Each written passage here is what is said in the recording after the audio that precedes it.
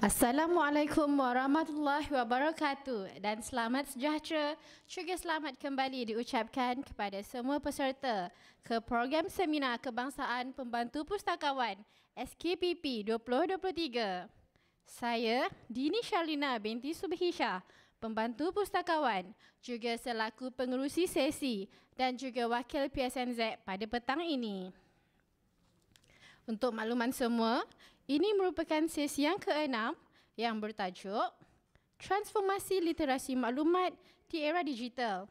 Untuk pengetahuan tuan-puan, sesi ini juga adalah sesi yang terakhir pada petang ini. Pagi sesi ini, masa yang dijadualkan adalah sehingga jam 4 petang dan diharapkan semua para peserta masih lagi bersemangatlah untuk kita teruskan lagi program kita pada petang ini. InsyaAllah ya. Okey, sidang hadirin sekalian, sebelum kita meneruskan lagi seminar kita, bolehlah kiranya kita berkenalan dahulu dengan penceramah kita pada hari ini. Tak kenal, maka tak cinta. Penceramah yang tidak asing lagi dengan dunia kepustakawanan, Profesor Madya Dr. Syamila binti Muhammad Syuhidan.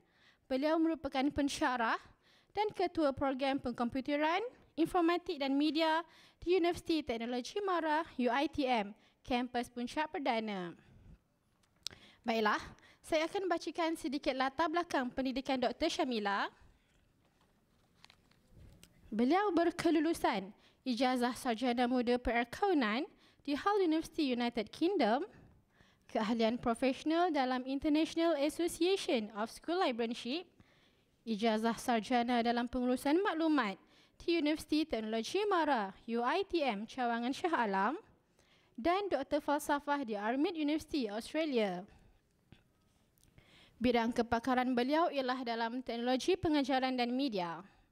Antara indeks publication beliau yang terkini ialah Health Information Seeking Behaviour Among Malaysian Parents of Children with Autism Spectrum Disorder pada tahun 2022, Heutagogy Learning During Pandemic COVID-19, Descriptive Analysis Among Senior High School Students in Indonesia pada tahun 2022 dan The Determinants of Reading on Self-Motivation Among Users in Academic Library, A Conceptual Framework juga pada tahun 2022. Tanpa membuang masa lagi, saya dengan ini menjemput yang berbahagia Profesor Madya Dr. Syamila binti Muhammad Syuhidan untuk ke pentas bagi meneruskan sesi perkongsian beliau. Dengan segala hormatnya dipersilakan.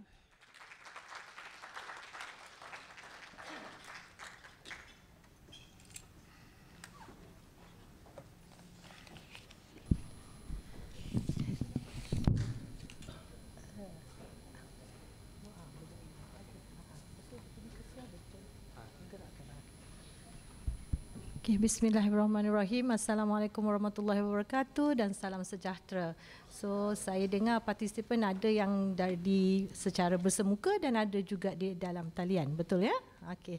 So, di petang ni mungkin agaknya saya punya slot adalah slot terakhir. Saya tak tahulah, nampak muka macam excited nak balik je kan. Muka macam ya, tetapi saya mengharapkanlah segala perkongsian yang saya sharekan pada petang ni dapat memberi manfaat. Sebab pada saya lebih suka untuk berkongsi ilmu. Dan saya merasakan tuan-tuan dan puan-puan adalah lagi mahir daripada saya kerana tuan-tuan dan puan-puan lah yang do the job. Dan you all have the skill. Okay, tetapi apa yang saya nak kongsikan sekarang adalah mengenai transformasi literasi maklumat di era digital. Sekejap ya.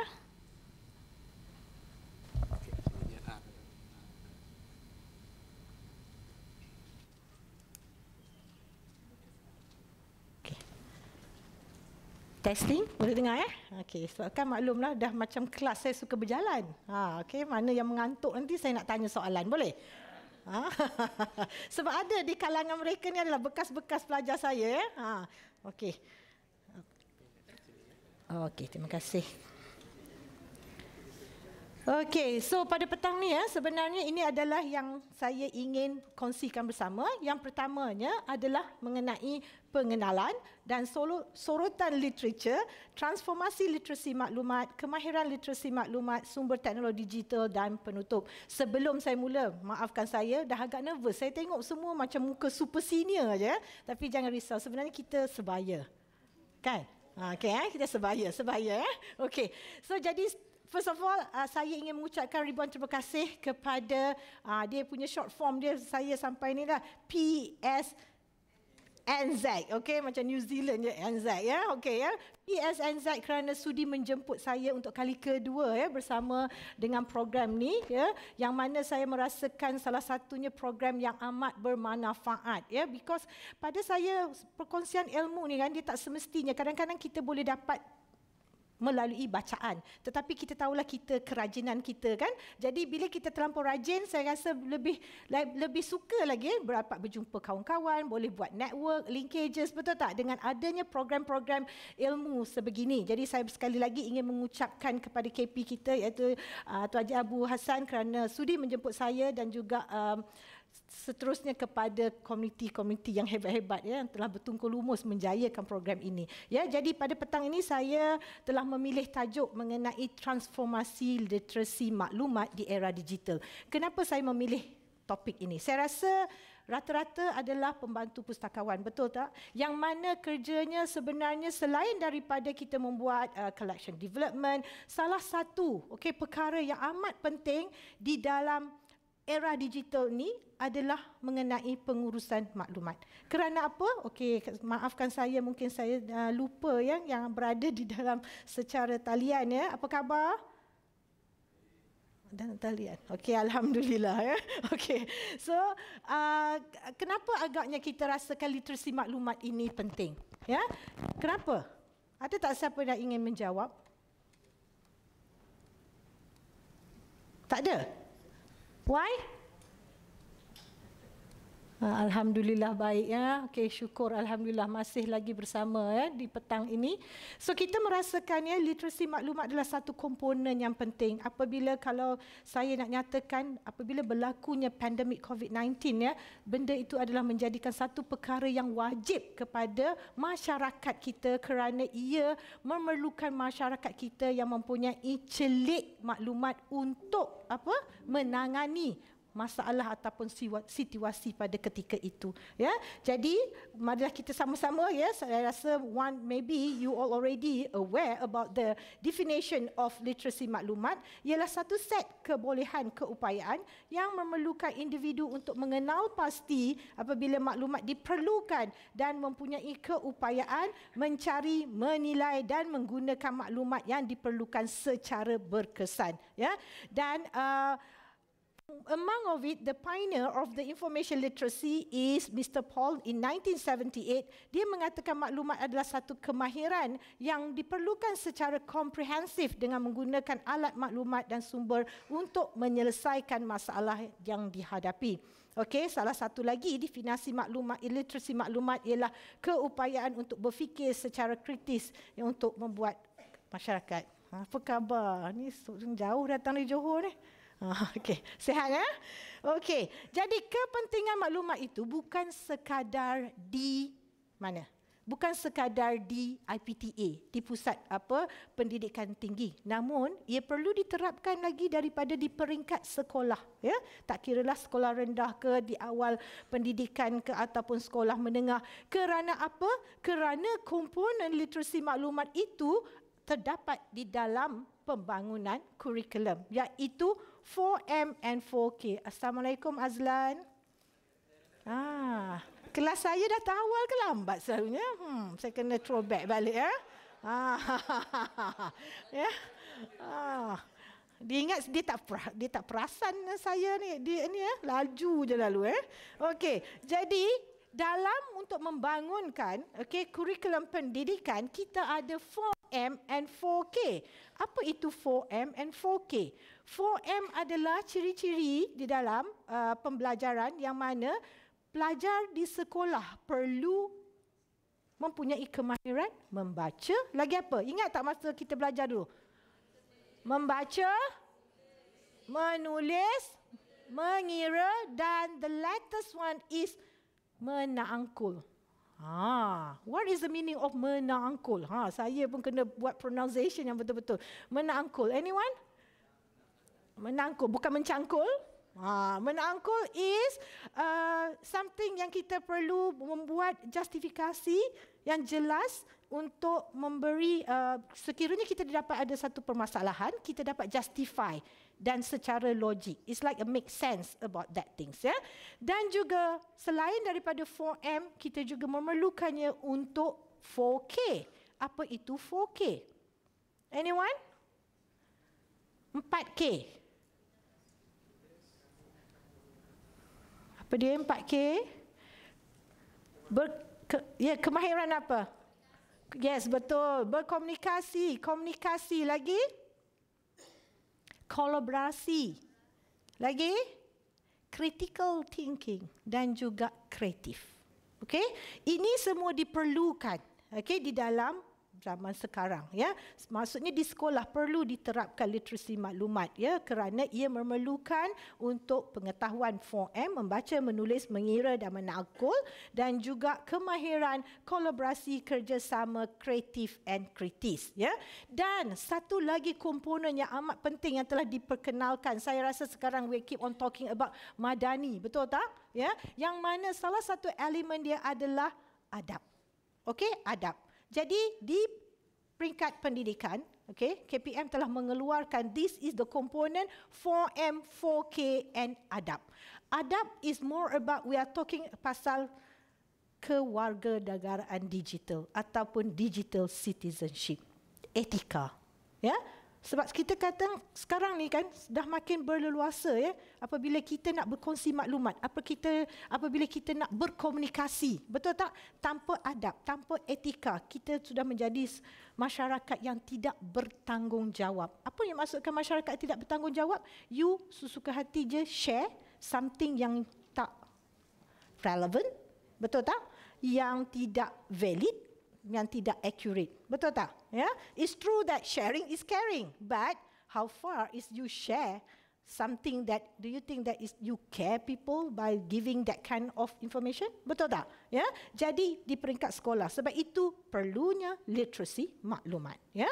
Okey, manakala di pendidikan tinggi, ya, higher institution, yang mana saya rasa semuanya, ya, bekerja di pusat pengajian, ya, tinggi, yang mana ia telah diperkenalkan, ya, daripada Information Competency Standard for Higher Education yang mengatakan information literacy sangat penting untuk lifelong learning, okey, pembelajaran sepanjang hayat.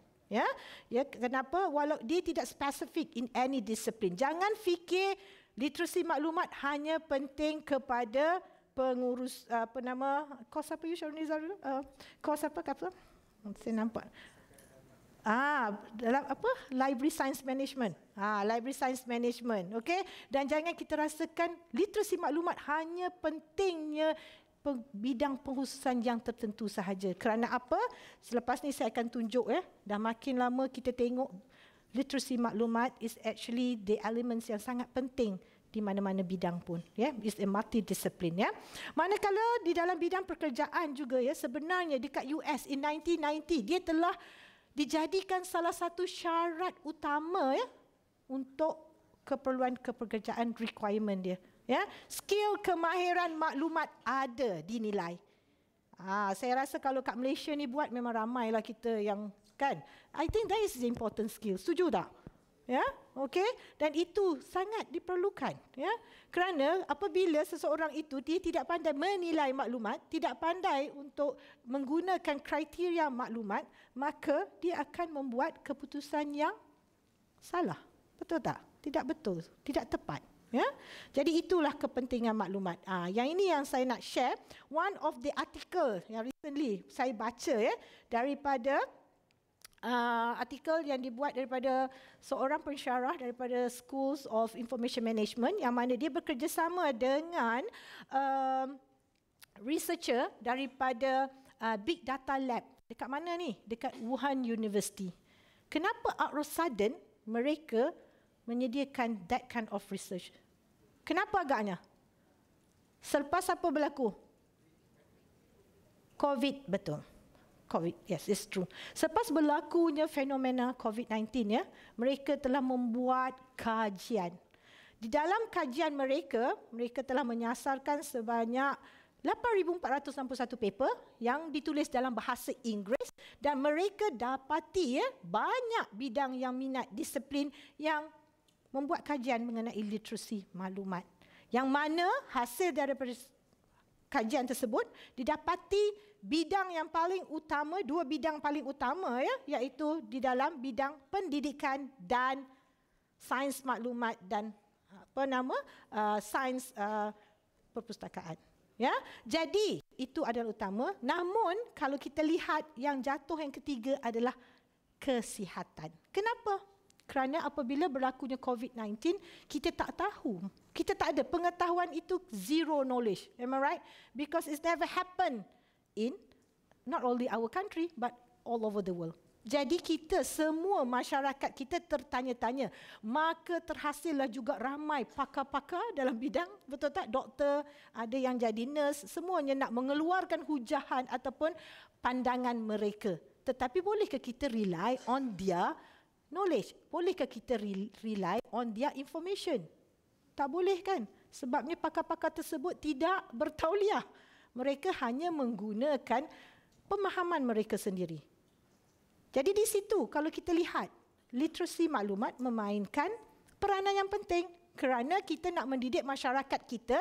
Sometimes our mom tell us this. Kita rasa betul ke? Boleh tak kita semak dulu? Betul tak? Dari mana sources tu datang? Credibility tak sources tersebut yang telah dikeluarkan? Kan? Who are the authorized body? Adakah maklumat itu datangnya daripada KKM? Ataupun daripada bodies yang tertentu, siapa yang telah mengeluarkan perkataan statement tersebut. So that kind of thing, literasi maklumat telah memainkan peranan untuk mendidik masyarakat. So this is among the letters yang saya dapati. Yang mana kita juga telah melihat one of the other elements yang agak penting apabila macam ni kita ni kan, bila kita itu, sebab saya lebih suka menggalakkan semua kalau boleh kan, even though whoever kita as a individu, saya lebih suka semuanya create a new content. Sekarang ni kalau saya rasa di dalam zaman social media, betul tak? Semua ada suka nak create content. Betul tak? Tetapi what kind of content, kandungan yang kita nak lahirkan? Mestilah maklumat yang sangat manfaat ataupun yang boleh memberikan faedah kepada masyarakat. Betul, kita tak salahkan social media, Facebook, kan? You create your own content, nak cerita, hari ni saya ke pasar, betul tak? Tapi sambil pergi ke pasar tu, why don't you create a content that kedai ni menawarkan apa dia? Apa dia Cik Mat? Cik Mat pergi pasar tak Cik Mat? Tak pergi, tak beli ikan. Online semua. Kalau maksudnya kadang-kadang kalau kita nak create content kat social media kita, why not kita bagi juga maklumat, betul tak? Kedai Mok Cik ni bagi harga. Siapa pergi Pasar Payang, dah pergi dah? Tak pergi. Tak sempat lagi. Oh, memang pack lah jadual. Sila sebut dalam komen tu. Harap dapat memberikan buat rombongan ke Pasar Payang. Sebab saya dengar ada datang daripada Sabah dan Sarawak. Betul tak? I think that's a good time for you to enjoy the Terengganu ni kan. Apa dia? Letak dalam resolusi. Okay. Maksudnya di sini, while you create a new content, you also were giving a new information to the public. Betul tak? Siapa yang pembaca tadi dia dapat, oh this is a new info for me. Dan that yang dia boleh menggunakan dalam kehidupan harian dia. So that is one of the way. Kita bukan buat saja-saja. Kadang-kadang ada setengah orang memang suka create content untuk lift up diri dia, tetapi pada masa yang sama, apa salah kita bersedekahkan ilmu, betul tak? That is so simple way. Kalau kita orang yang celik maklumat, that is how or the way that you should do that. Okay. Dan tadi saya rasa saya telah menceritakan one of the important elements, kita perlu ada information search process. Yang mana sebenarnya literasi maklumat ini boleh digunakan untuk Kita tak kisah kita datang daripada mana, sama ada daripada sekolah, daripada universiti, college ataupun di mana-mana jabatan perkhidmatan awam ke, selalunya kita akan boleh melakukan program literasi maklumat, ya. Dan juga this information process model ni juga kita gunakan untuk pembangunan standard dan garis panduan. Untuk pengetahuan tuan-tuan dan puan-puan, ya, sebenarnya di Malaysia kita belum lagi ada standard literasi maklumat. Ya, sebab itu kita bekerjasama dengan Perpustakaan Negara Malaysia. InsyaAllah kita akan, kita dah buat pre-launch. And we hope that we can do the launch. Saya rasa mungkin Dr. Nur Ezan ada maklumkan yang dinamakan NILA, National Information Literacy Agenda. So we really hope that kita ada satu garis panduan ataupun standard yang boleh pakaikan di Malaysia. It's a standard one. Tidaklah maksudnya kita ada 10 organisasi, 10 lah definition yang digunakan. Betul tak? Yang dilahirkan, dizahirkan. Dan juga ia banyak boleh digunakan dalam bidang penyelidikan dan yang paling utama ia digunakan di dalam teras pembangunan kurikulum pendidikan. Kerana apa? For me, in order for us to study it, we better study it from the lower level of education. So kita dah educate kita punya masyarakat, ya. Okay, so ini adalah antara-antara yang saya katakan, ya, dan the basic things yang selalu digunakan, ya. Faidol dia mengatakan apa itu literasi maklumat yang selalunya kita gunakan daripada information search process model, assess, nilai dan guna. Basic thing.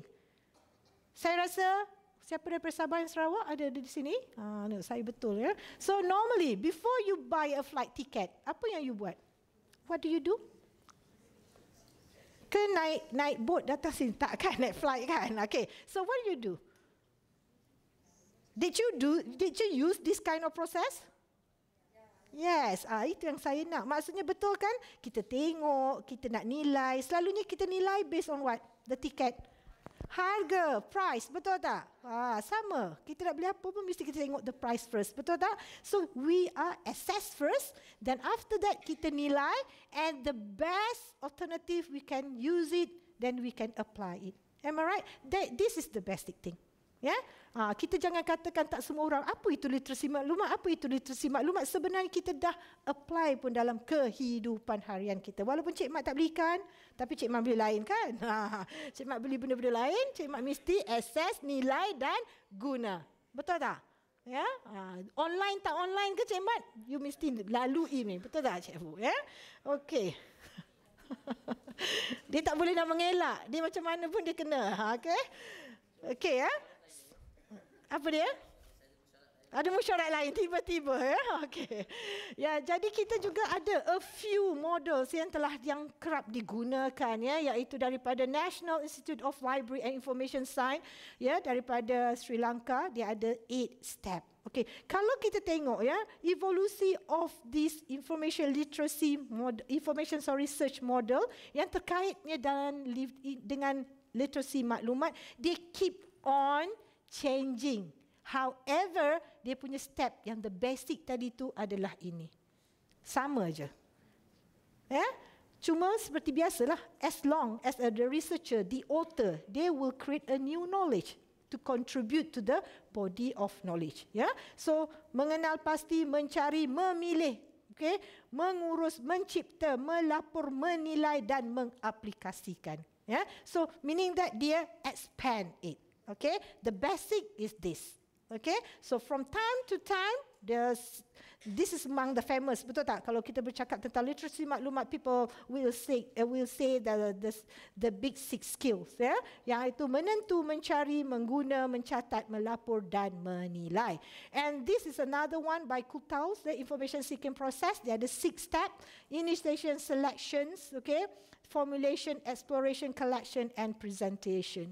Jadi daripada tu tadi, ya, kita lihat, ya, perkembangannya makin, ya, daripada 3 jadi 8, 6, betul tak? So it still, ya, the progressions of literacy maklumat keep on changing.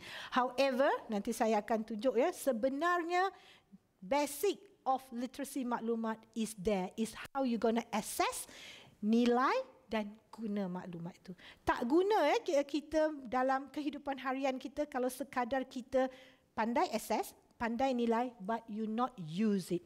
Okay, and we hope that you not end with that. You kena share pula dengan masyarakat. Ya, jadi kemahiran maklumat ini boleh dikatakan banyak di pengetahuan yang berbeza, teori, aplikasi.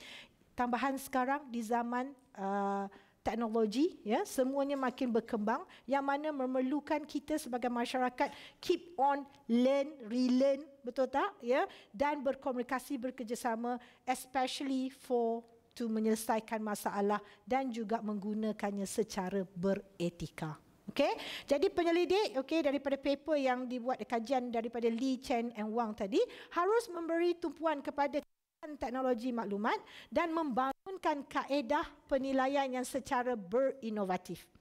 Kalau kita lihat sekarang, apa dia yang kalau you tengok kaedah penilaian inovatif yang telah dihasilkan. Saya rasa dekat PSNZ ni, mesti banyak student dah tahu guna apa. Dia nak cari maklumat sekarang guna apa? Guna apa sekarang ni? Apa yang paling famous? Yes, apps relate dengan ChatGPT, ya, AI. Betul tak? Ya. So, adakah kita merasakan all the librarian dah tak perlu?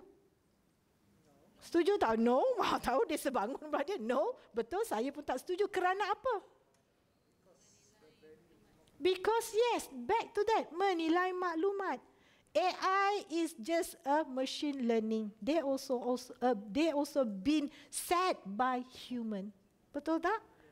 Jadi kita masih lagi perlukan this profession in order to educate people. Betul tak? Ya, kita kata humanizing learning, bukan machine learning, betul tak? Ya, so what should we do? So that's why lah dengan adanya you all semua ni, pakar-pakar yang kita minta bantuan untuk mendidik kita punya anak-anak ataupun pelajar-pelajar kita. Yeah, we have a lot of, ada, namakan saja, betul tak? Tapi yang itu yang kita perlukan. We are still missing that, yeah, the gap. Okay? Because kita tak boleh ketinggalan from time to time. Adakah bila terlahirnya this all AI things, ChatGPT, kita rasa, oh, this job is no longer used. No, it's not the way. Betul tak? Kita yang harus kejar. So what we have to do? Dengan adanya, dah buat ke Tuan Haji modul AI ke apa untuk buat kelas pelajar-pelajar? Ongoing, bagus. Itu adalah satu tindakan yang sangat progresif. Yes, yeah. I think we have. Kita kena. Ya, kita dah tahu trend tu macam tu. So what should we do? Kita tak boleh nak blame teknologi. Ya, so ini yang saya kata. Kenapa perlukan transformasi literasi maklumat? Because of this thing. Ya, kita tak boleh nak duduk saja because of the environment change. Macam saya katakan tadi, tiba-tiba berlakunya COVID-19. Takkan kelas tak nak buat, betul tak? Takkan semua nak tutup. We have to. Kita kena. Kita kena. All the natural disaster, all the other factors. So apa yang kita perlu buat, kita buat. Memang. Saya rasa pada tahun 2021, ya, memang saya rasa semua librarian kena bekerja keras kan, daripada tak adanya modul literasi maklumat secara dan talian kena adakan, betul tak? So you have to do it because to educate. Bukan setakat pelajar, pensyarah pun perlu diajar, ya, macam mana untuk mengatasi, memberi maklumat tersebut. And also based on the social culture. Nowadays kita tahu kita punya masyarakat makin rajin. Everything they want it in the fingertip, betul tak? So how we need to educate them. Ya, dan juga baru-baru ni saya ada buat satu kajian bersama dengan kaum asal, indigenous knowledge. Actually they also need their culture to be part of in order for the future references. Dia tak nak dah, dia kata betul zaman sekarang ni anak-anaknya dah makin belajar dengan benda yang lain, tetapi pada masa mereka still lagi value nilai kebudayaan mereka itu, heritage dia punya culture. So they need that also to be informed. Macam contoh tarian, kan, bahasa, kan, mereka sangat mengharapkan. Sebab itu ada dalam KPM, ada menerapkan dalam tu the didik, hibur, whatever, ada diterapkan that kind of the culture element. Dan yang akhir adalah because of due technology. Saya rasa kita banyak disebabkan oleh teknologi. Betul tak? Teknologi ni makin hari kita baru settlekan yang ni, dia dah ada yang baru lain lagi. Betul tak? So kita kena sentiasa update diri kita untuk lakukan transformasi literasi maklumat, ya. So konsep literasi maklumat pun kalau kita lihat dia dah banyak. Sometimes we argue, ya. Which one is literacy maklumat? Oh no, I'm using network literacy. Saya dah nak guna digital literacy. Saya nak guna media literacy. Saya nak guna computer literacy, data literacy, mobile literacy or ICT. But it is actually, kalau saya kaji, saya pun ada buat satu paper, banyak-banyak semua elemen ni paling utama, you tahu tak, yang the firstnya is about literacy maklumat. Sebab apa? Kita kena kenal dulu apa itu data dan maklumat. Dan barulah kita boleh engage, incorporatekan dengan network, dengan digital, dengan media, dengan komputer, dengan data atau dengan mobile literacy. So, yes, the concept of literacy maklumat sentiasa dibincangkan dengan secara meluas dan dikaitkan rapat, especially dengan teknologi maklumat. Ya, so antara kemahiran literasi maklumat, okay, yang perlu ada ialah yang pertama adalah kemahiran penyelidikan. So saya rasa yang ini a part of it. Kita kena rajin, kita kena do the research. Ya, keupayaan. Kenapa kita buat research? Anyone? Kenapa kita selalu buat research? KPI, dengar tu tadi. Menjawab kerana KPI, ya, SKT ya. Kau tidak, ya. Ya, janganlah sebut macam tu kerana KPI. Ya, kena buat kerana ada niat yang betul. Ya, because kita nak selesaikan sesuatu masalah, isu ataupun jawapan. Ya, senang je. Saya rasa dekat, ada tak kat library buat apa-apa small research? Ada kan? Sebab selalunya kita gunakan that kind of research untuk menyelesaikan satu masalah ataupun untuk bagi the satisfaction kepada kita punya pengguna. Betul tak? Senangnya guna apa? Sekarang ni, tak payah nak buat kaji printed one. Kita guna Google Form saja. Betul tak? Any, macam today, kalau dah lepas buat SKPP punya program ni, mesti ada. Betul tak? Then dia orang jawab, okay. From there, it give you, okay, for the future forecast, apa solution yang terbaik. Yang kita nak sentiasa kan nak bagi perkhidmatan yang terbaik. So we need to improve from time to time, ya. Dan juga kita perlulah berfikir secara kritis dan analitik, ya, iaitu menilai fakta yang anda boleh memahami sepenuhnya dengan sesuatu topik untuk membangunkan penyelesaian secara berkesan juga, ya. Kritis. Kadang-kadang is a very subjective. Saya dah fikir. You fikir macam mana? Semua orang berfikir, betul tak? Tapi what are the best solution that you can give it to your boss? Ya, itu baru kita katakan berfikir secara kritis dan analitik, ya. Dan juga nak tak nak bila kita dah hidup dalam zaman teknologi ni, kita mestilah mempunyai kemahiran teknologi, iaitu sama ada perkakasan ataupun perisian. Ya, we have to know it. Macam tadi saya kata, nak kena buat Google Form. Betul tak Tu Haji? Tu Haji suruh buat. Tak tahulah Tu Haji, tak reti nak buat. Gitu kata ya. Tak say nak buat gitu tak boleh. No, that kind answer. Itu baru jawab SKT kena tolak. So kita kena improve from time to time on how to do it. As a simple, saya tahu ada yang kata saya adalah techno-stress. Stress bila menggunakan teknologi. Ada tak? Ada tak di kalangan anda semua? Tapi yang peliknya guna smartphone, phone nak canggih. Sebab apa? Nak ambil gambar bagi cantik. Okay, yang itu nak pula. So meaning that you have to update yourself untuk kerja juga. Bukan hanya untuk your personal life sahaja. Okay, so that kind of thing. You need to know how to membolehkan anda mengendalikan komputer secara fizikal. At least the minimum requirement tu you tahulah. Kan? Dan juga menggunakan perisian. Now kita banyak, macam saya katakan tadi, application, kan? Nak tak naknya banyak. So lepas ni saya akan share, ya, ada ChatGPT, Quillbot, ada Grammarly, betul tak? So kita nak educate people, tu kita kena educate diri kita dulu. Ya, saya sekarang kalau saya tengok student saya punya kerja, hasil kerja, wow, superb. Bila time presentation agak kurang, saya pun pelik macam mana ni. Jadi kita bukanlah tak baik, saya sentiasa tak ada apa orang berprasangka kepada pelajar saya. Tetapi apabila saya nampak, wow, dia punya the beauty of writing tu is very, wow. Memang dia kata dia betul. Dia mengakulah dia minta bantuan. Tapi kita kata betul bantuan daripada AI itu bagus. Tetapi you kena gunakannya secara bijak. Ya, kita kena gunakan ya. Okey, dan yang paling last adalah berkemahiran berkomunikasi. Ya, whenever you are communicate ya, you kena tahu. Kita terang banyak kan akta-akta berkomunikasi kan. Kita tak boleh nak share. Kadang-kadang kan kita nak ambil gambar kita, tiba-tiba orang kat belakang tu kita tak blur kan. Melainkan dia bagi permission.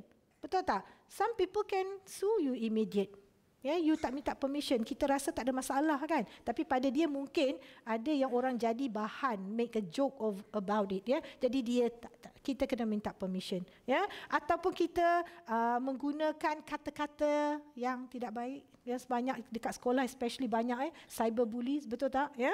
Jadi kita kena keupayaan untuk membolehkan anda menerima dan menyampaikan maklumat sama ada secara verbal ataupun non-verbal ya. So ini adalah sumber-sumber maklumat digital yang boleh kita dapati. Saya rasa kat mana-mana pun semua tahu. Pelajar kita senang dah gunakan atlas dalam talian, directory dalam talian, semua dah ada dalam talian ya, peta dan kamus, dictionary dan juga newspaper online. Sekarang dah banyak, dah tak beli dah printed newspaper kan. Semuanya newspaper online. This is the one, the letters yang kita katakan banyak yang boleh digunakan. Inilah sekarang ni rakan baik pelajar kita ya. Okay, all the AI ya, iaitu ataupun teknologi kecerdasan buatan ataupun AI. Yang paling sekarang kita dengar adalah ChatGPT ya. Grammarly kita ada Turnitin, kita ada Consensus, Quickbot, Citavi dan juga okey, yang ini adalah yang mana yang dia boleh membantu di dalam membuat apa saja tugasan. Seolah-olah you chat dengan kawan baik tau. You chat, you masuk apa-apa kan dia boleh bantu you. Terus dia bagi. Okey, apakah dia tajuk yang paling utama, dia akan bagi appear like that. Okay, but again macam saya kata di sini yang kita perlukan transformasi literasi maklumat yang mana kita perlu educate, okay, our students, our user that they need to know how to assess, nilai dan guna in a proper way secara bertanggungjawab dan beretika. Okay, so ini adalah ini saya rasa banyak lagi advance. Saya pun tak sempat nak explore. But the good things is that kadang-kadang kita bila kita bercakap dengan kawan ke, dengan pelajar ke, they actually sometimes I learned it from them. Dia juga ajar saya. Okay, macam mana gunakan apa dia. Tapi kita kena gunakan. That's why kita tak boleh nak lari. Benda ni dah ada. Kita sembunyikan macam mana pun, kita tahu kan pengguna kita lagi bijak. Jadi kita saya kata kita kena get ready ourselves, kita kena lagi bijak daripada pengguna kita. Okay, at least tahu yang the basic about it ya. Okay, dan saya rasa most of it is about in higher education ataupun dekat sekolah sekarang pun dah banyak ya kita buat pembelajaran secara blended learning, hybrid learning and cloud learning. So semua perkara-perkara ini ya perlu memerlukan yang mana literasi maklumat tadi. Kita kena educate student kita sebab dalam bidang pembelajaran dia dah makin kehadapan. So that kind of elements we need to educate our students or pengguna untuk how to use this kind of things ya.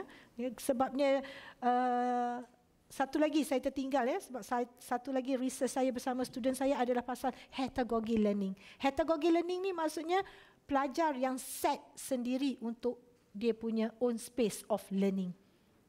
Itu ada nama heterogogy learning. Kita kalau zaman kita punya belajar dia nama PAH continuum. Pedagogy, andragogy and heterogogy. So heterogogy ni adalah pembelajaran mereka adalah yang disetkan oleh pelajar itu sendiri. Okay? So this is actually the literacy maklumat di era digital. Selain daripada itu, kita dah tahu kita ada mempunyai pembelajaran dalam talian, pembelajaran secara gamification, okay? Ada tak buat? Gamification. Dah buat tak aktiviti tersebut? Yang itu saya rasa memang sangat ni. Banyak juga yang free punya, ya, Quizzy kan. Saya rasa kalau kat sekolah memang banyak ada cikgu dah gunakan, betul tak? Ada tak lagi? Quiz lagi? Ada lepas ni? Ada. Dah ada gunakan lah kan. Maksudnya dah di-apply kan. Maksudnya why we need to involve. So in that case, literasi maklumat telah di-incorporatekan di dalam kita punya program. Ya. Okay, then tadi saya dah sebut melalui hybrid learning, blended learning and cloud learning, newspaper online and also AI tadi ya, iaitu artificial intelligence. Okay. So, yang ini saya nak terangkan sedikit ya. Apabila kita mengatakan di Malaysia masih tidak ada lagi satu standard mengenai literasi maklumat, maka telah diwujudkan ya melalui Perpustakaan Negara Malaysia NILA, iaitu Agenda Literasi Maklumat Negara telah diperkenalkan, iaitu sejak zaman saya, kalau tak silap saya, hasil perbualan saya dengan mesyuarat dengan PNM ya, iaitu dari ideanya tersebut datang tercetusnya daripada arwah Dr. Sharif dan juga Dr. Noor Aizan. So maka telah berbincang dengan Perpustakaan Negara Malaysia untuk menghasilkan NILA. Ya, NILA adalah satu sekiranya perkara yang sangat penting lah, yang perlu dijalankanlah ya di Malaysia, yang mana ia menentukan hala tuju agenda literasi maklumat negara, menyediakan PIY dan garis panduan program literasi maklumat negara, merancang aktiviti program literasi maklumat negara secara holistik. Untuk apa? Kita nak mencapai kemahiran pembelajaran sepanjang hayat. Ya, so itu adalah NILA. Namun kita perlu incorporatekan, macam saya dah katakan tadi, kita ada asas, nilai dan guna. Semasa kita nak menggunakan maklumat tersebut, kita bukan sekadar menggunakan maklumat itu sahaja, namun kita perlu masukkan dengan etika penggunaan maklumat.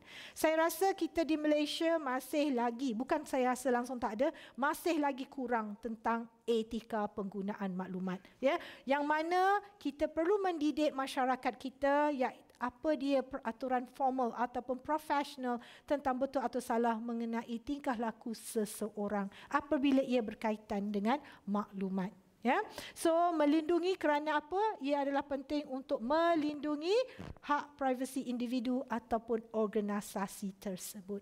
Kadang-kadang kita mendapat sesuatu perkabaran berita yang mana kita nak sampaikan maklumat, tetapi kita tanpa kita sedar sebenarnya maklumat itu adalah rahsia organisasi you. Betul tak? Kadang-kadang you cakap, jangan cakap ke orang tau, ni rahsia tau. Rahsia. Dia macam main apa bisik-bisik Cina tu, apa nama tu aja. Orang ni cakap kau ni rahsia, dia pun cakap kau ni rahsia, padahal dah satu organisasi tu dah tahu rahsianya apa kan. Ya, so please try to avoid it. Ya, tolonglah jalankan amanah tersebut ya, because maklumat ni kalau macam kita is everywhere, ya, it's a secret, so it's a confidential information which is you cannot pass it to other person. Yang mana ya, maklumat ni sebenarnya kalau kita boleh diinovasikan, dia adalah boleh menjadi harta intelek kepada you punya organisasi. Saya rasa banyak dekat library Tuan Haji banyak tak harta intelek? Bukan harta Tuan Haji yang saya nak tahu. Saya nak harta intelek organisasi, ya, organisasi. Saya rasa banyak. Sebab I think each of individual, if they create something which is under the organisation, which is it should belong to the organisasi. Bukannya belong kepada personal diri dia. Sebab itu kita kena ada copyright. Betul tak? Ya, so itu adalah harta intelek yang boleh didaftarkan, yang boleh menjadi aset kepada organisasi tersebut. So kita ada patent. Apa itu patent? Ya, hak eksklusif yang diberikan untuk ciptaan merupakan produk ataupun proses baru bagi menyelesaikan suatu masalah. Kita juga ada trademark, ya, cap dagangan, ya, tanda grafik yang boleh membezakan produk ataupun perkhidmatan sesuatu syarikat. Selama ni kan kenapa tahu kita tak, sebab kita bukan, most of us are working from the non-profit organisation, betul tak? Kita tak bekerja di sesebuah syarikat yang mendatangkan keuntungan, yang kita non-profit organisation. Jadi kita rasa tak penting pun perkara ni. Tetapi saya nak mengajak anda semua, tolonglah hasilkan.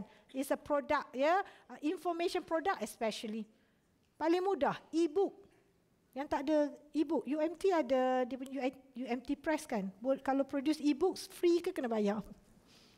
Marilah kita terbit bersama-sama UMT. Saya tolong promotekan ya. So maksudnya as simple as that. Okay? So lepas ni kata tadi ada 79 orang dalam dewan ni. Betul tak?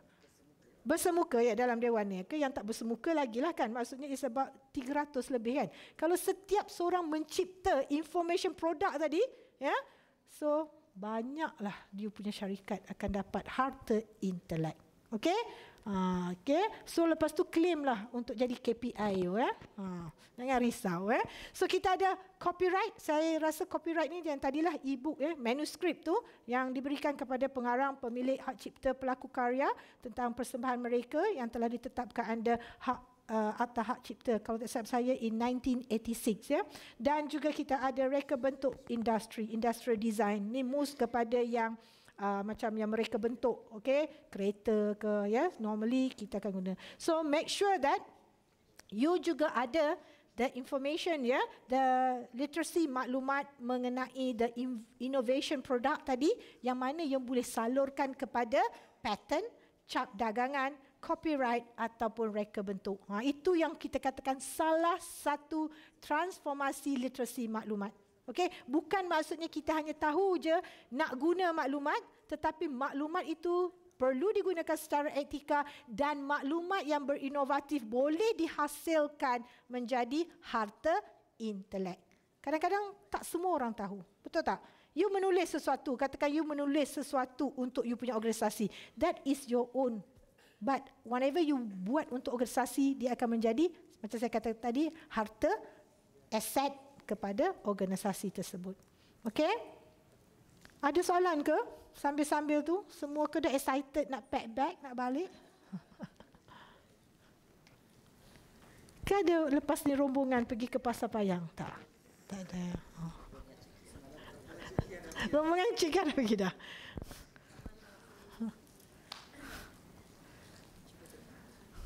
Any question maybe?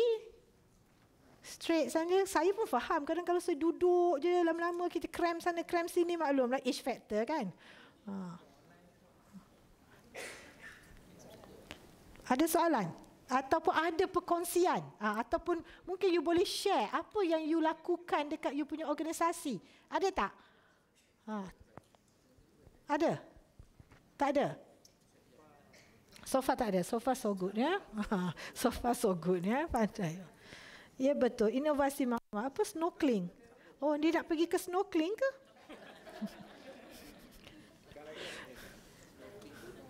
Yes. Yes, Kahoot, betul. So kita yang harus orang kata mempergiatkan lagi kita punya aktiviti yang berkaitan dengan literasi maklumat. Kalau kita dah tahu literasi maklumat ni boring, datang kelas, dengar je taklimat. So you adakan program ataupun aktiviti. Information hunt saya rasa dah selalu, betul tak? So maybe now you do it through the gamification. So memang kita dapat mendidik kita punya masyarakat. So ada lagi? Okay, kalau tak ada kita sambung. Okay, So literasi maklumat di era digital, yang telah saya kupaskan kita yang pertama sebenarnya we need to identify what is our needs, information needs So kenal pasti. Dia kan boleh tahu tak beza needs dengan want tu? Dia beza kan? Selain daripada ejaan yang berbeza, apa dia? Needs dengan want. Information want, information needs. Anyone?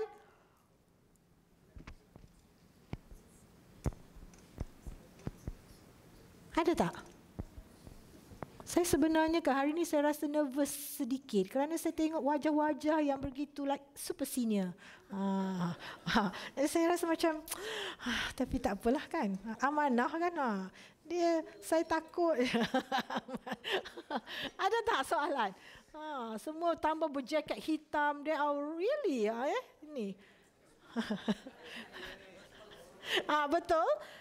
Daripada kita baca di sini saya macamnya daripada Puan Sharifah keperluan hendak. Okey, betul. Daripada Cik Jeffrey need keperluan. Okey, betul. Apa keperluan versus kehendak? Anyone? Which one is the most important? Needs or want? Needs, betul. Needs adalah itu sebabnya kadang-kadang kita ni dapat information one yang kita rasa dah orang bagi, kita ambil. Lepas tu tanpa kita selidik, kita pula sebarkan. Sebenarnya benda tu tak perlu pun. Faham tak? Sebenarnya sebab itu kita boleh jadi information overload. Betul tak? Sebab terlampau banyak ledakan maklumat yang tidak diperlukan. Kita sepatut kena filter. Hanya ambil information need sahaja, yang kita perlukan sahaja. Betul tak? So itu maksudnya information needs versus information wants. Ya? Sama dengan student. Wow, dia rasa dia dapat banyak artikel. Dia kata dia lah. Tapi sebenarnya yang diperlukan yang mana saja dalam pembelajaran dia. Ya? Betul tak? Assalamualaikum, selamat petang. Saya ingin bertanya, jika perpustakaan membangunkan model literasi maklumat, bolehkah perpustakaan menjadikan sebagai IP atau patentkan model tersebut? Yes, boleh. Tapi kena adalah follow dia punya proses dia. So, siapa yang bertanya itu? Ya? Puan Sharifah. Ya, Puan Sharifah. Satu daripada UPSI. Oh, Puan Sharifah. Okey. Ya, betul. Itu adalah salah satu inisiatif yang bagus. Tetapi kita perlu, sebelum kita nak patentkan atau copyright, saya merasakan setiap organisasi ada dia punya prosedur dia, cara dia, yang mana kita kena registerkan dahulu. Ya. Okey, bagus. Yang boleh menjadi aset kepada UPSI. Okey. Ya, so tadi saya dah terangkan yang pertama ya, make sure that you only filter the information need, keperluan maklumat. Okey, dapatkan pemahaman tentang sesuatu topik ya, kerana apa? Kita nak selesaikan masalah. Yang kedua, skopkan sumber. Information sources kita ya. Kita kena tahu, macam saya katakan tadi, sebenarnya slide yang ni ada 5 saya rasa ya, kriteria untuk penilaian maklumat, iaitu kekinian, betul tak? Accurate. Lagi? Kata sis. Ni kena masuk kelas saya balik ni. Okey, apa dia? Kriteria dia. Kita kena tahu the credibility of the sources. Siapa yang nak kita cari sumber tu. Selalu je kita cari kalau betul ya, maklumat daripada government yang ada belakangnya .gov. Betul tak? Ya, sebab semua orang. Authority. Dia cuba dah. Ya? Complete. Okey. Yes. Timeline, ya. Lagi? Tanya dia. Ya. Satu lagi saya tak ingat. Kena ulang balik ya. Ya. So lepas ni kita share ya. So you kena tahu the scope of the sumber. Okay, then rancang you punya pencarian. Okay, so you have to plan and kumpulkan, gatherkan all the sources, and then you need to evaluate it. Okay, then you have to manage the information ethically, yeah, so that you melindungi diri anda daripada plagiarism. Okay, kita tak nak sekarang ni suka sangat orang kata why the power is. Okay, so you need to know that the is either you, if you nak ambil sources, you kena buat apa? Citation, betul ya? Okay, then later on you need to share it. Kadang-kadang macam yang saya kata lah, no point if you are doing a new things but you tak share dia kepada orang ramai. Ya, sebab itu adalah ilmu, knowledge ya. Pada saya it is good things for you dapat manfaatkan kepada orang lain. Jadi, okay, salah satu komponen literasi maklumat yang kita dah transformkan di era digital ini adalah we always keep on related with sumber dan teknologi digital. Okay, so yang pertama masih lagi mengenal pasti data dan maklumat melalui sumber dan teknologi digital, iaitu mengenal data dan maklumat. Adakah anda sedar sebenarnya data dan maklumat ni is not only in form of text. Tahu tak? Data dan maklumat ni sebenarnya dia boleh datang daripada berbagai bentuk. Apa dia bentuk lain yang you rasa itu juga dikategorikan sebagai maklumat? Ya, betul. Sounds. Betul tak? Images. Lagi? Gambar. Lagi? Apa dia? Audio, betul. Maksudnya di sini dia bukan hanya teks sahaja. It's a written. You rasa maklumat tu only the written text? No. It can come from a various types of formats. Okay, macam kita kata tadi, sounds, images, video. So that is also an information. Information is anything yang bila you tengok, itu telah memberi makna kepada you. Betul tak? Ya, kalau data dia tak proses lagi. Kalau yang dah proses maka dia akan menjadi maklumat. Okey, so mencari data dan maklumat tersebut, access. Okey, ni ramai juga orang confuse. Apa beza? Okey, mencari dan mengakses. Ni orang library, orang kuat library. Apa dia? Anyone? Anyone? Dia anyone dia juga. Ini kelas assistant saya ada ya. Some people confuse ya. What is mencari adalah mengakses. It's two different thing. Dia orang dah datang. Azlan jangan nak buat-buat menulis. Tengah salin soalan. Bila tanya soalan tak ada soalan. Siapa tahu apa dia beza access dan mencari? Mencari tu baca.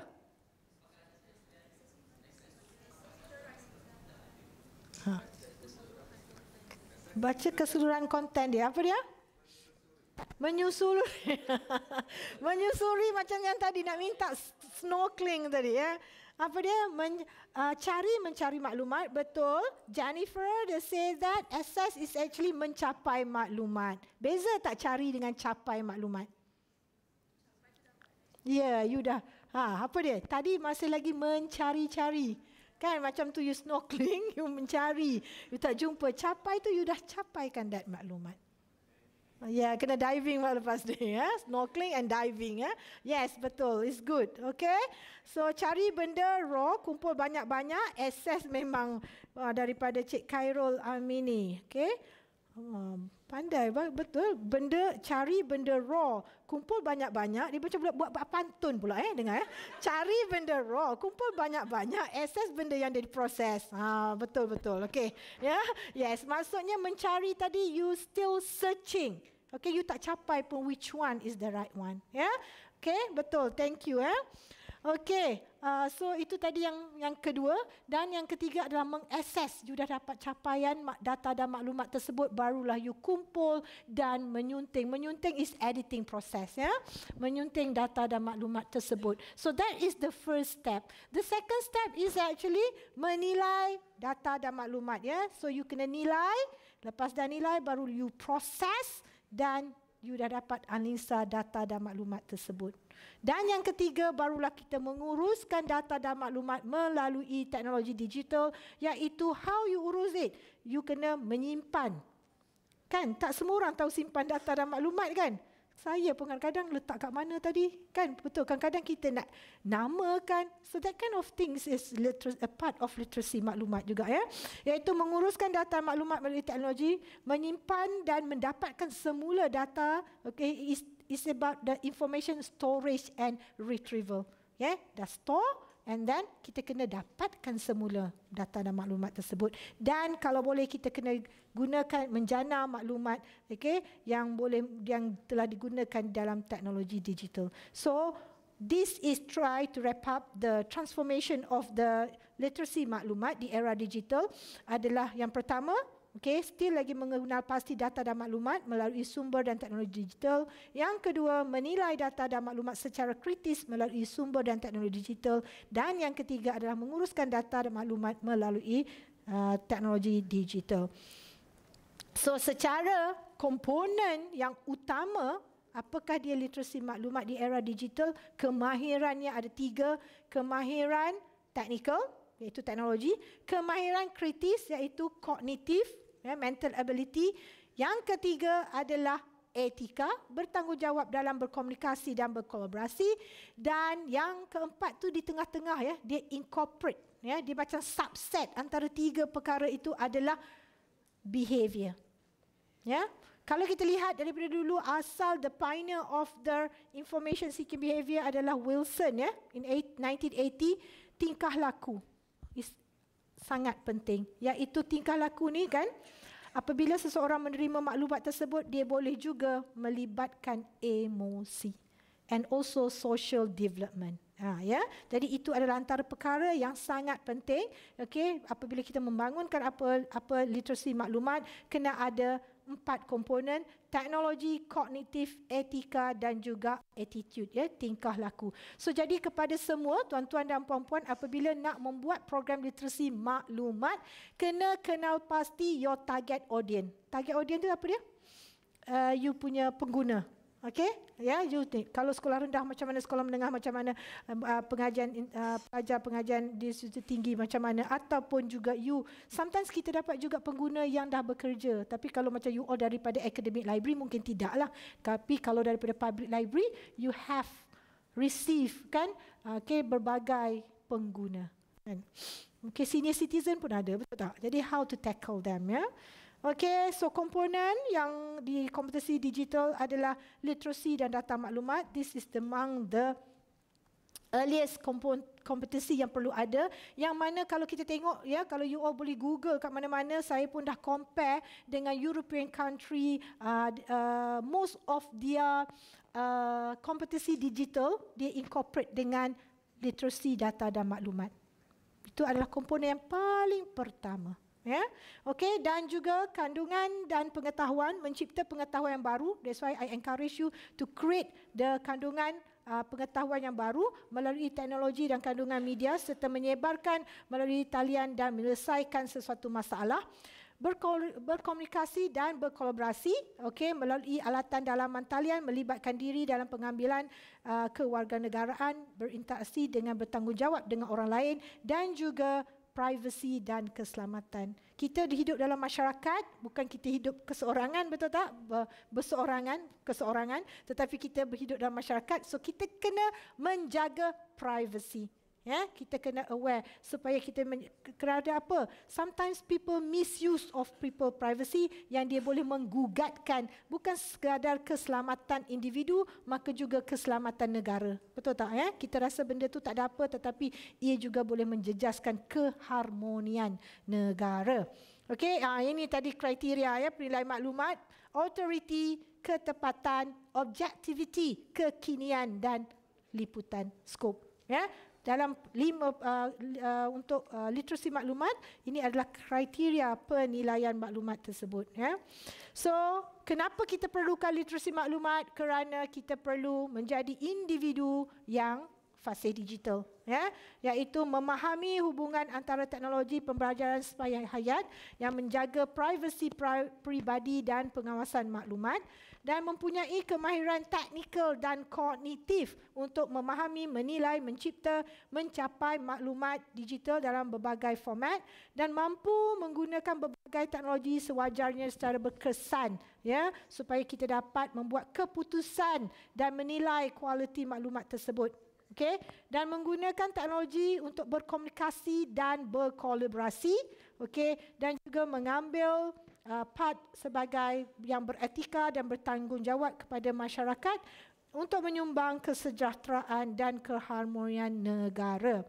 So jadi dengan itu, ya, Nila pada tahun 2022, ya, dia telah menghasilkan satu definisi yang mana literasi maklumat ialah keupayaan untuk memperkasakan individu untuk mengenal pasti, menilai, mengurus, mencipta, menyebarkan maklumat yang diperlukan dalam berbagai medium dan format secara beretika untuk menyokong pembelajaran sepanjang hayat. Kita jangan fikir pembelajaran sepanjang hayat ni hanya untuk sekolah saja, betul tak? Kita sebagai masyarakat, kita sentiasa ingin untuk mengamalkan pembelajaran sepanjang hayat, ya.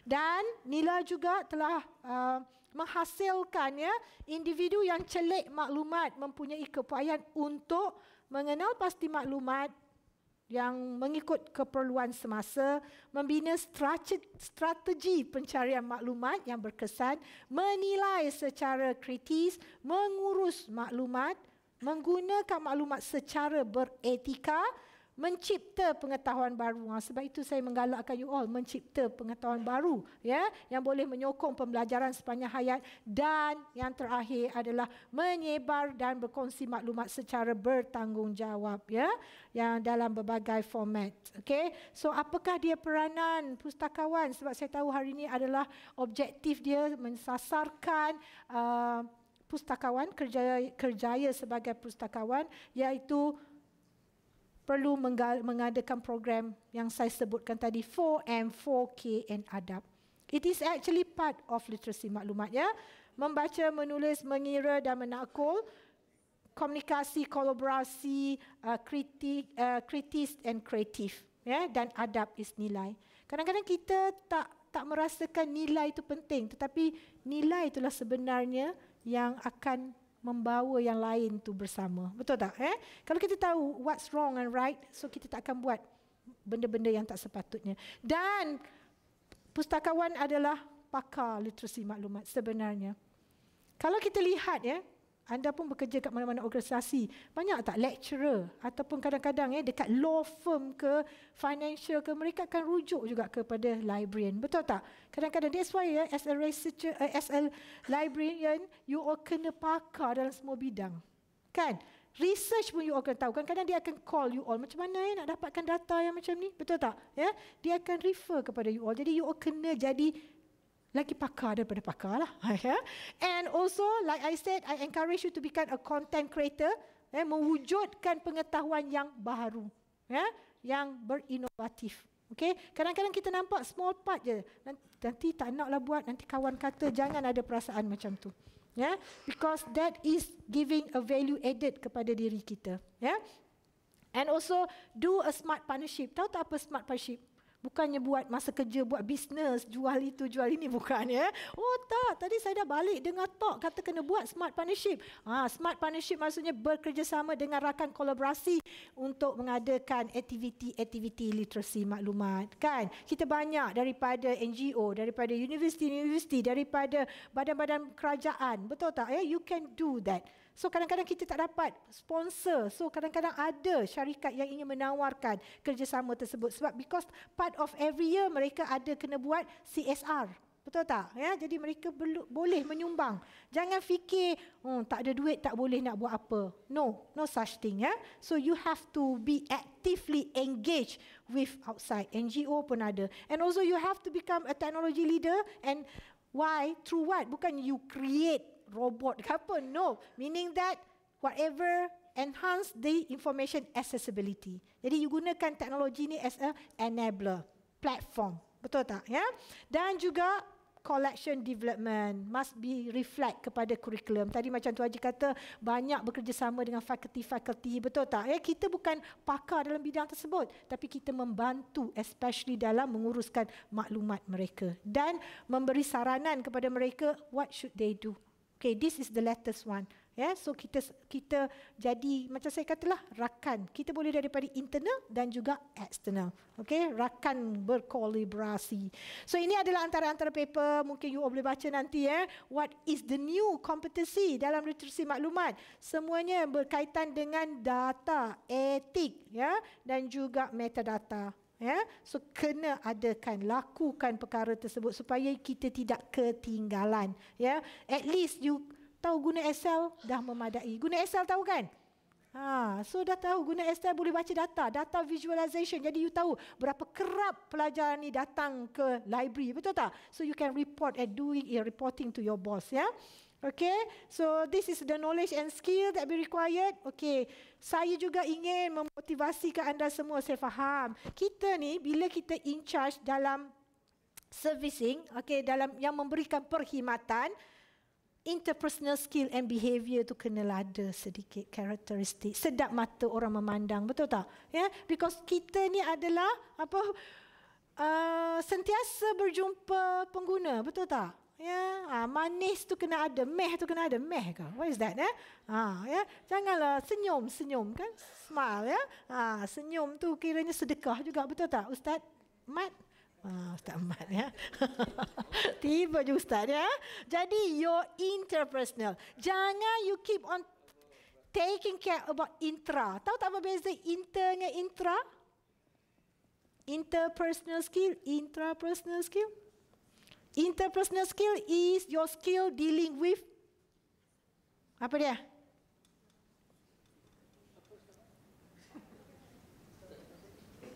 Anyone? Apa dia perbezaan interpersonal skill and intrapersonal skill?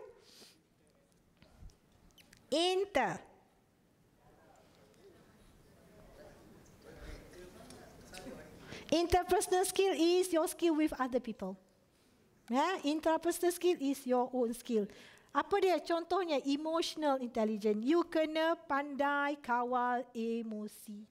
Social life macam mana? Sifat dalaman, ya betul. Inter ada, betul. Syarifah ni banyak lah, kalau tu bagi dia lah ni. Bagi dia token lah. Puan Syarifah ni banyak menjawab betul hari ni untuk ni. Dia guna ChatGPT. Tak baik. Betul ke Puan Syarifah?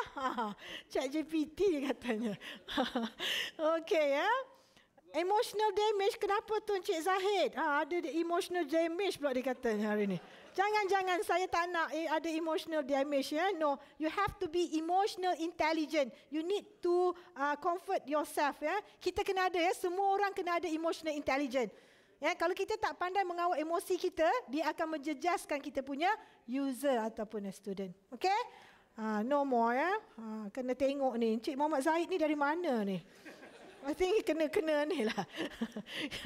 Nak suruh ChatGPT screen dia. What's happened to Encik Muhammad Zahid ni ya? Okay, next. Okay, ya. So kita juga kena ada contextual knowledge. Okay, at least you have be aware about environment, ya. Apa dia knowledge yang terkini, ya. So you understand about other discipline too, ya. You tak boleh cakap bila tiba-tiba datang orang tanya you satu, oh this is not my area, I do not know, sorry tak tahu. No. Try. Kalau tak tahu pun you just keep that one first. Okay, can I get back to you? Betul tak ya? Itu adalah cara-cara dia. And then you need to know especially about, macam saya katakan tadi, data and information ya. So nowadays data is a lot ya. Kita ada, that's why kita tiba-tiba come out with a big data because there is abundance of data and how kita nak filter that ya. Okay, knowledge using the appropriate information technology. Training and advocacy, and also the last one is so related to you teamwork, because kita macam saya kata kita tak bekerja keseorangan. Ya, kita bekerja dengan rakan bukan rakan sebaya, ada yang tak sebaya kan. Kita ada rakan, so kita kena sentiasa. Sebab apa? Kita tak semua pakar, betul tak? Ada kawan kita pakar bab ni, ada yang kita kurang bab ni. So kita complement each other. Like people said, we need to complement each other. Yeah? So that's why we need a teamwork. Okay? Saya rasa dalam library banyak department dia, betul tak Tu Haji? Berapa kali dia orang perlu rotate dalam pekerjaan mereka? Tak ada? Ada. Kata tak ada. Terus tiba tukar. Ada tak ada. You jangan. 5 tahun ya. Yes, 5 tahun is a long term, so that should be is a good one. So sebab itu kita juga menggalakkan top management tengok the structuring of the department. Okay? Saya sentiasa pilih tu aja sebab bagi contoh yang baik. Syarul ni kan.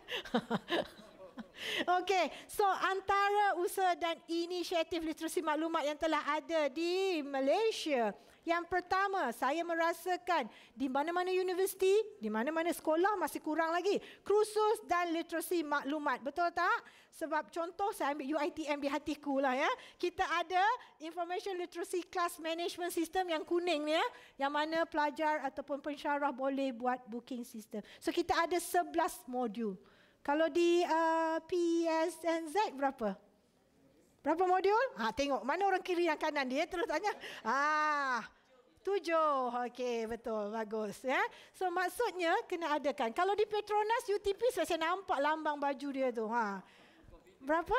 Ada 4. Bagus. So adakah is open also? They request it. Open request. Okay. So normally, did you do the research that who is actually normally yang request? Adakah pelajar ataupun pensyarah?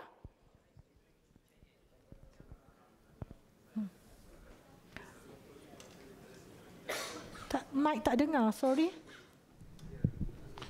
Okay, Assalamualaikum Dr. Selalu untuk information literacy yang kita buat di Pustakaan UTP, kita ada 4 modul lah. So the first 2 modul ni focusing on undergraduate student, and the third and the fourth module ni kita fokus on postgraduate student lah, which is saya akan take up for the introduction to reference and services for postgraduate student lah. Is it a compulsory program? For undergraduate, yes, it's a compulsory, and also for the new student from the new PG student, that is a compulsory jugalah untuk attend. Cuma saya ada satu soalan. Cuma saya tertarik tadi bila doktor cakap bila ada sesetengah pelajar di hari ini bila menghantar assignment atau apa yang dibuatnya adalah hasil daripada carian daripada ChatGPT. Jadi pada pandangan doktor sendiri sebagai seorang tenaga pengajar yang punya student, apakah kesan ataupun bila kita tengok dia kurang searching skill bila mana dia bergantung kepada satu sumber.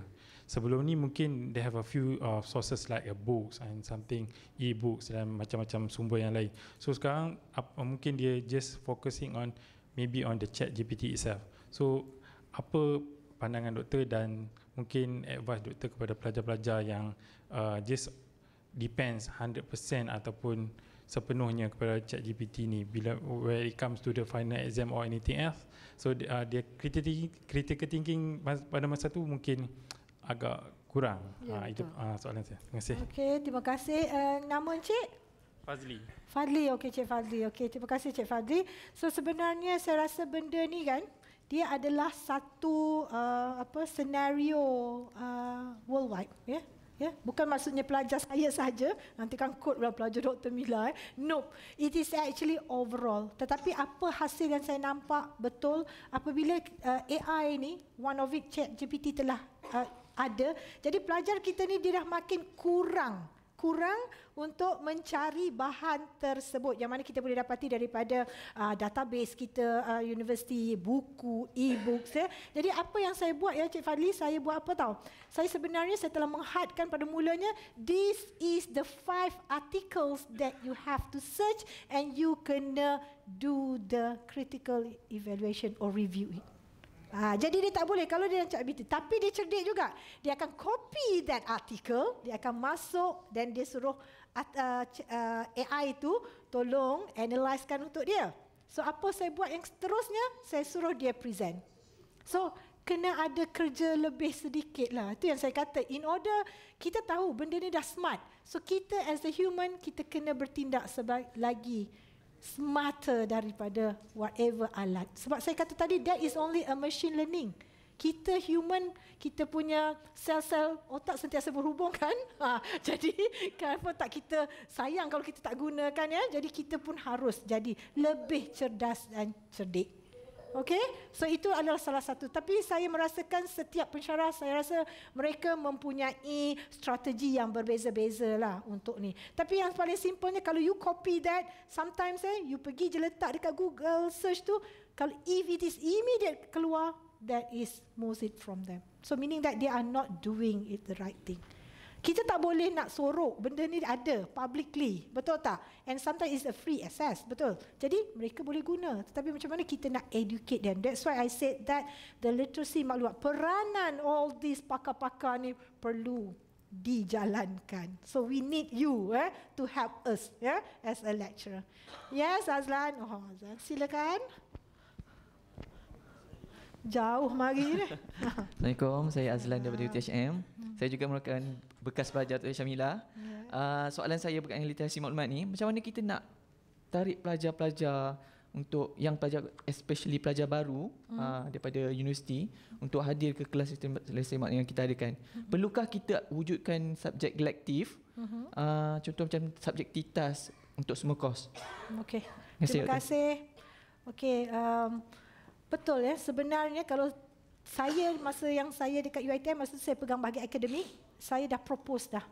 Saya juga nakkan subjek literasi maklumat ni dijadikan sebagai salah satu subjek ya yang perlu diambil. Dia tidak ada, dia hanya audit je, dia tidak ada pass lah, okey, markah ke apa. Tapi ya, bila mereka menampakkan itu adalah salah satu perkara yang penting, tapi mereka telah mengadakan, alhamdulillah, dengan kerjasama pihak library kami, dia dah buatkan satu khusus yang wajib. Maksudnya dalam minggu orientasi. Ya, minggu orientasi kita dah perkenalkan.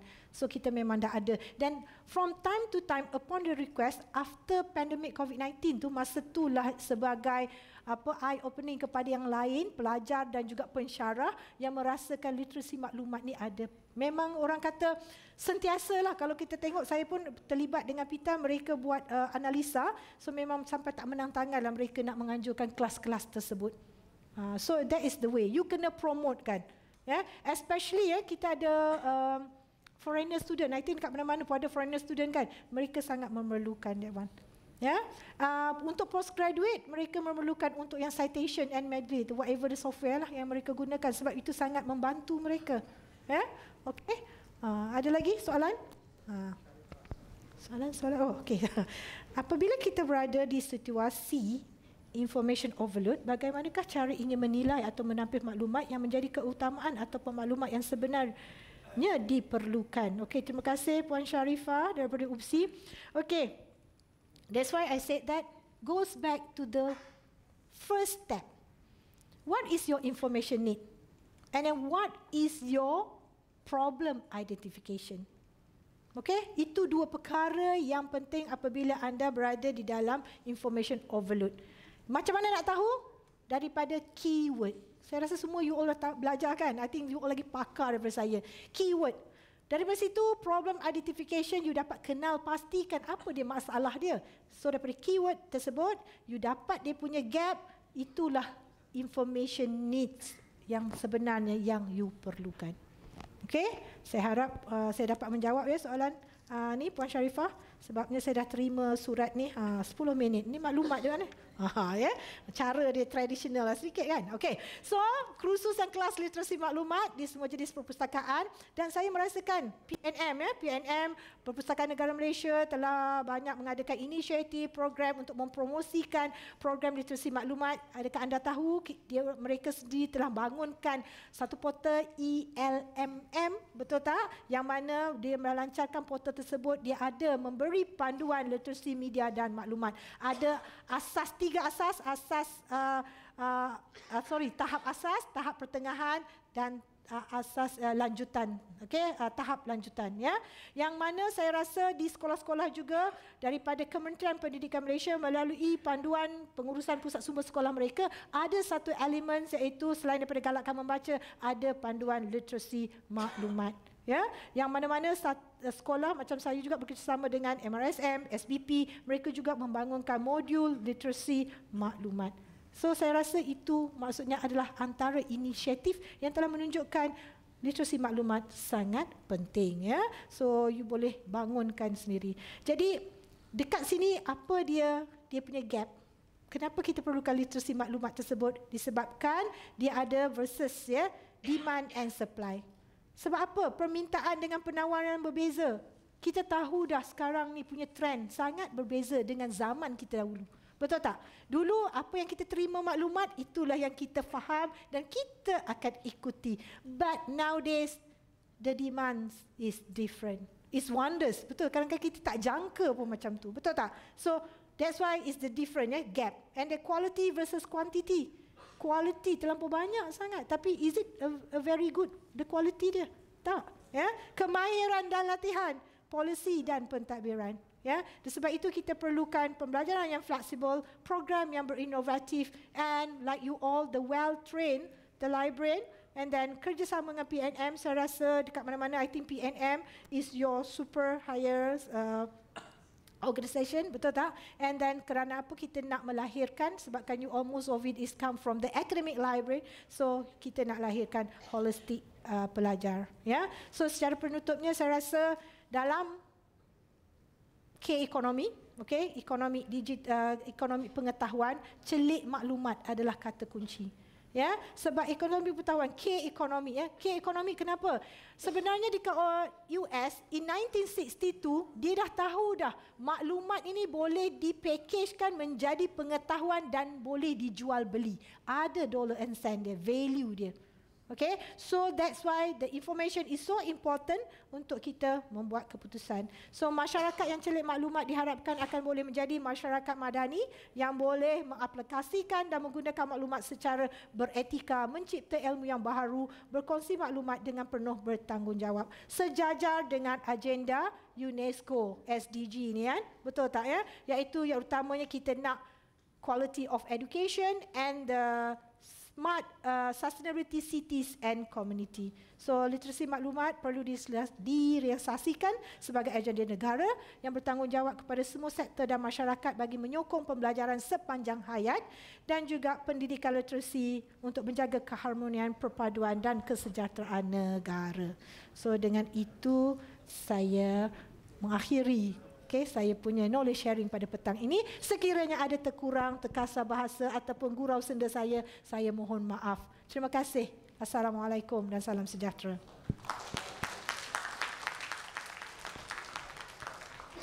Terima kasih diucapkan kepada yang berbahagia Profesor Madya Dr. Syamila binti Mohamed Syuhidan di atas perkongsian yang amat berguna itu tadi.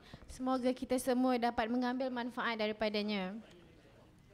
Hadirin sekalian, sedikit rumusan mengenai sesi yang disampaikan sebentar tadi. Kita boleh lihat suasana pekerjaan hari ini dilihat lebih cenderung ke arah mengikuti perkembangan teknologi maklumat dan ianya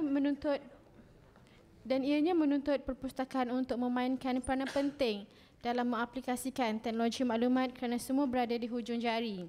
Jadi kita sebagai pembantu pustakawan ataupun yang bekerja di perpustakaan hendaklah bersedia untuk berubah dan belajar perkara yang baru untuk meningkatkan mutu pekerjaan kita.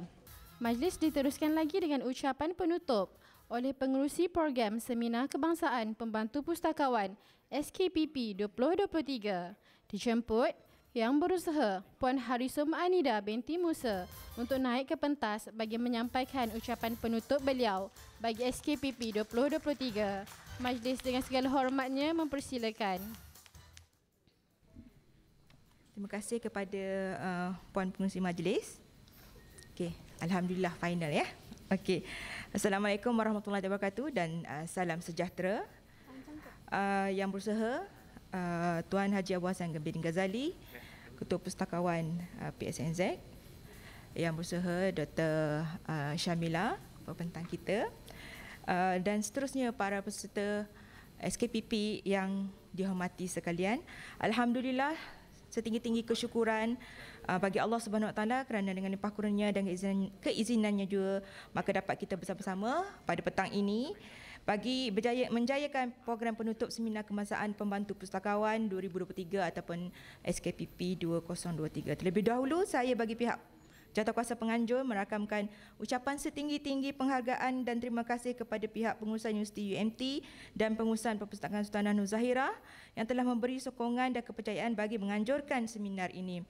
Ribuan terima kasih juga saya ucapkan kepada ketua-ketua pustakawan, ketua jabatan, ketua organisasi serta ketua-ketua institusi-institusi yang menyokong pelibatan pembantu pustakawan dalam mencari ilmu melalui platform sebegini. Tahniah dan syabas serta terima kasih saya ucapkan juga kepada peserta dan para pembentang SKPP 2023 di atas sokongan padu dalam menjayakan seminar kali ini. Ya. Alhamdulillah, sesi seminar kali ini telah menerima seramai 304 orang peserta. Ya, di mana yang hadir secara fizikal adalah 74 orang, ya, tuan-tuan semua, tuan-tuan dan puan semua, dan seramai selebihnya adalah di atas talian. Dan saya percaya sepanjang 2 hari berseminar ini, para peserta telah disajikan dengan perkongsian yang bernas daripada para pembentang. Dan sesi perkongsian idea juga telah dikongsi bersama daripada soalan-soalan para peserta. Ya, kita boleh tengok tadi di chat box-nya dengan saya rasa sambutan tentang soalan-soalan tu agak meriahlah daripada para peserta. Ya, tahniah untuk semua. Okey. Okey, melalui seminar ini ianya telah memberi peluang kepada kita semua untuk mengutip dan meneroka ilmu-ilmu dan inovasi yang telah dikongsi dan oleh mereka yang telah berpengalaman jauh dalam bidang sains perpustakaan. Okey, jadi sebagai warga perpustakaan adalah menjadi satu nilai tambah sekiranya kita sentiasa berusaha untuk memahami isu dan cabaran terkini dalam dunia perpustakaan. Pemilihan tajuk seminar ini ataupun tema pagi tahun ini adalah bagi melihat isu berkaitan literasi digital yang menuntut kita semua untuk menguasai kemahiran interaksi dalam teknologi digital dalam menyampaikan maklumat dan juga melalui media digital. Kemahiran dalam literasi digital juga perlu diterapkan dan terutamanya mengenai kesedaran terhadap isu-isu etika dan privasi maklumat dapat disampaikan secara berkesan dan selamat di dalam dunia digital yang semakin kompleks. Saya percaya seminar yang berlangsung selama 2 hari ini telah mengupas pelbagai isu dan pandangan dari pelbagai sudut serta organisasi yang berlainan bagi memberikan perspektif baru untuk kita meningkatkan ilmu, pengetahuan dan kemahiran serta memberikan pendedahan berkenaan kemahiran dan pengurusan literasi digital secara lebih berkesan. Dari hari pertama ya, daripada ucap pertama yang telah kita dengar daripada Dr. Ezan mengenai keperluan untuk kita mengubah diri sendiri, perkongsian daripada institusi lain seperti dari sesi seminar atau sesi forum daripada sesi 1, kita boleh lihat perbezaan aplikasi ataupun projek-projek yang telah dilaksanakan oleh pelbagai institusi daripada awam, swasta dan juga daripada negara kita seberang jiran Indonesia. So kita juga dah mendengar mengenai keperluan kita untuk meningkatkan komunikasi yang tadi doktor telah sharingkan kongsikan kepada kita mengenai satu istilah iaitu fasih digital. Kita dengar celik saja tiba-tiba datang pula fasih digital ya. So, jadi bermakna daripada celik kita kena fasih pula lagi. Okey. Kenapa? Kerana ada keperluan yang mendesak di era sekarang, era maklumat. Okay, jadi bukan hanya di dalam bidang perpustakaan tetapi juga di kehidupan peribadi kita, di mana macam tadi doktor kongsi mengenai K-ekonomi. Kerana kita sendiri menggunakan semua aplikasi yang berkaitan dengan pembayaran perbankan semua kan. Jadi semua itu menuntut kepada kemahiran literasi digital. Okey, oleh itu saya amat berharap semua yang hadir ke seminar ini dapat mengaplikasikan sebaik mungkin ilmu dan kemahiran yang diperolehi bagi membantu visi dan misi ataupun strategi setiap perpustakaan, dan yang paling utama adalah memastikan peranan perpustakaan dikekalkan sebagai pusat penyediaan dan penyebaran ilmu pengetahuan. Okey. Dan insya-Allah output daripada seminar ataupun penganjuran ini pihak perpustakaan akan menghasilkan satu resolusi untuk penambahbaikan profesion pembantu pustakawan dalam aspek kemajuan kerjaya, prestasi perkhidmatan serta memberi nafas baharu terhadap peranan sebenar pembantu pustakawan bagi menyokong kecemerlangan organisasi. Dan resolusi ini insya-Allah kita akan kongsikan kepada pihak-pihak yang berkepentingan. Justru saya mohon agar para peserta dapat memberikan komen, cadangan, ya. Kalau komen tu kurang sikitlah, cadangan tu yang lebih ya. Cadangan kepada kita supaya kita dapat menengahkan resolusi-resolusi yang baru ya, seperti mana Dr. Ezan sebutkan pada ucap pertama. So kita akan bantu sedaya upaya untuk meningkatkan profesion pembantu pustakawan yang ada di Malaysia, insya-Allah. Okey, dan saya juga mengharapkan agar yang paling penting adalah tuan-puan mesti merasa bangga dengan profesion diri sendiri. Okey, tepuk tangan untuk diri sendiri ya. Okey, bila kita sudah itu tanda saya kena berhenti kot ya. Okey, saya cuma nak cakap bila kita bangga dengan profesion kita, insya-Allah kita akan ada satu semangat untuk menambahkan kemahiran dan pengetahuan kita untuk menjadi insan yang lebih baik ya, insya-Allah. Jadi sekali lagi saya ingin merakamkan setinggi-tinggi penghargaan dan terima kasih kepada semua para pembentang, peserta seminar serta barisan jawatankuasa yang terlibat secara langsung atau secara tidak langsung dalam menjayakan SKPP 2023.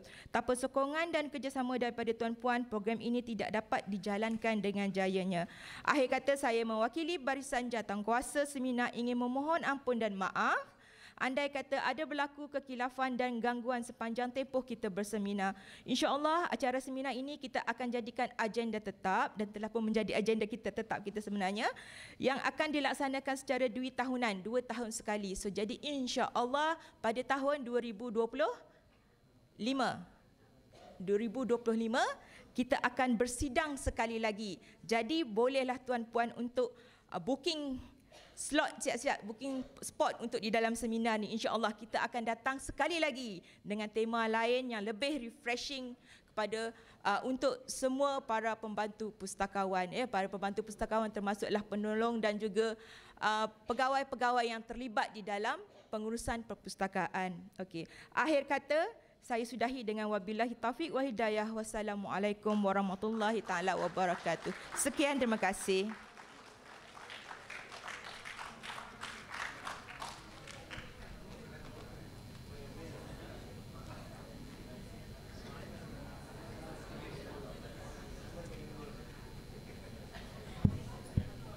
Terima kasih diucapkan kepada yang berusaha Puan Harisoma Anida di atas ucapan sebentar itu tadi. Mohon perhatian kepada semua peserta. Mohon kepada semua peserta untuk mengimbas dan mengisi borang maklum balas SKPP 2023 di skrin hadapan. Borang maklum balas ini adalah penting untuk kami sediakan sijil penyertaan kepada para peserta dan sijil akan dihantar melalui email. Mana? Scan QR code maklum balas. QR code maklum balas. Okey. Mohon semua scan ya untuk dapatkan sijil. Kalau tak scan tak dapat sijil. Okey. 9 minit lagi saya bagi. Dah? Okey. Tak isi, sijil tak boleh.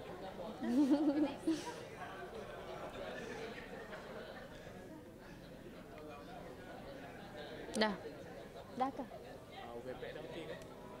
Okey, boleh. Tidak dilupakan juga peserta Webex untuk isi borang maklum balas di ruangan chat box ya. Okey, boleh dah. Teruskan. Okey, hadirin yang dihormati sekalian, dengan berakhirnya ucapan penutup itu tadi, maka tamatlah sudah program Seminar Kebangsaan Pembantu Pustakawan SKPP 2023. Ribuan terima kasih diucapkan kepada semua para peserta yang telah memberikan komitmen yang begitu memberangsangkan selama 2 hari bagi menjayakan program ini. Tidak dilupakan juga kepada para penceramah yang sudi berkongsi pengalaman, idea dan memberi ilmu yang bermanfaat kepada kita semua. Diharapkan segala input yang diperoleh dapat diaplikasikan dalam rutin seharian kita sebagai pembantu pustakawan di institusi masing-masing. Sebelum mengundurkan diri, saya mewakili penganjur SKPP 2023 ingin memohon ribuan kemaafan jika terdapat sebarang kekurangan sepanjang program ini berlangsung. Inilah yang dikatakan, umpama belayar telah sampai ke pelabuhan, umpama berkayuh telah sampai ke muara, umpama berjalan telah sampai ke destinasi, maka majlis pun telah sampai ke penghujungnya. Dengan lafaz yang mulia, saya menutup seminar kali ini dengan wabillahi taufiq wal hidayah. Wassalamualaikum warahmatullahi wabarakatuh. InsyaAllah kita berjumpa lagi di SKPP 2025.